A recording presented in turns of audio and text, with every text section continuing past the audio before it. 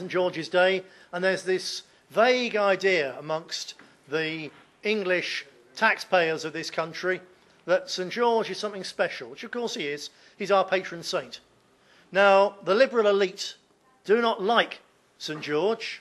They loathe everything that gives or could give the native people of this country a bit of backbone, a bit of fibre, a bit of pride and self-confidence to enable them, us, to stand up and say, we will not be pushed around any longer.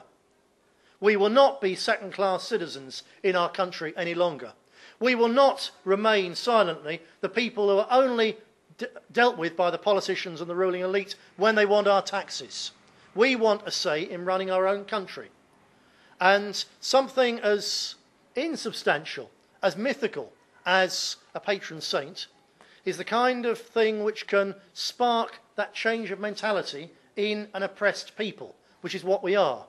So they want, if possible, to do away with the very idea of St George. And for years, he was a non-person, not celebrated anywhere. But then it's become, from the grassroots up, over the last, 10 years, particularly 5 years, there's St George flags everywhere. There's St George shirts on youngsters everywhere. It's not something which a few old fuddy-duddies would do wearing a red rose on April 23rd. It's something that almost every set of young kids do every single day of their lives in terms of the clothes that they wear, the colours they identify with and so on. So there's this increasing feeling that, yeah, there is something about St George. There is something about being English. And yes, there is. And so the liberal elite have gone from trying to ignore it, they're now trying to pervert it and twist it, as they pervert and twist everything they touch. And the latest you probably heard is they'll say time and time again, oh, St George, isn't it funny the stupid English have a patron saint who's actually Turkish? Ha, ha, ha, how stupid they are. Which isn't the case. St George came from what is now Turkey. But St George was most definitely not Turkish, because there were no Turks in what is now Turkey when St George lived and died. Because the Turks arrived hundreds of years afterwards as conquerors, as immigrants. And so, far from St George being a Turk, and therefore wholly unsuitable for English people who want to preserve their own national identity against a flood from the Third World, and in particular the growing Islamisation of the West, far from being he being inappropriate, St George is actually the most appropriate patron saint this country could have, because he's the patron saint, really, of people who've lost their own countries through mass immigration. He lost his Turkey, now we're losing our England. He's the perfect patron saint for us in this time.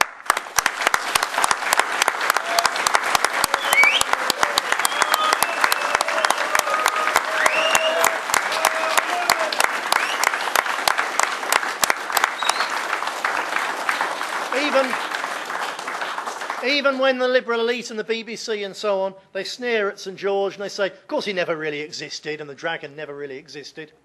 Yeah, that sneer is mirrored in the way that in the last census, we didn't even exist.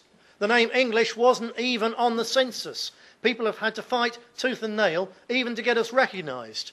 And unless we, in a multicultural society, unless your group is recognised, then you cannot begin to prove that you're being discriminated against.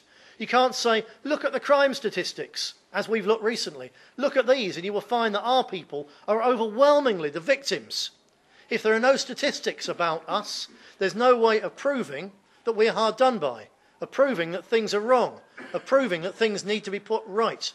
And turning the English into a non-people in our own country, which is what the liberal elite has been doing relentlessly in recent decades, is only mirrored by when they say, well, St George never really existed. And of course, St George doesn't exist. There is no St George out there coming to our rescue. There's no knight on a big white horse with shining armour out there. To that extent, it's true. There is no physical St George out there. But it doesn't mean that there isn't a St George in emotion, in spirit, in the power to change things. St George is not out there on a white horse, but St George exists in every single one of you, in every single one of your friends and relatives and neighbours, in every person of indigenous stock in this country. St George is not sleeping, not non-existent. He's alive and wakening up. He's in here and he's in here. Never forget, you are St George. Hear, hear.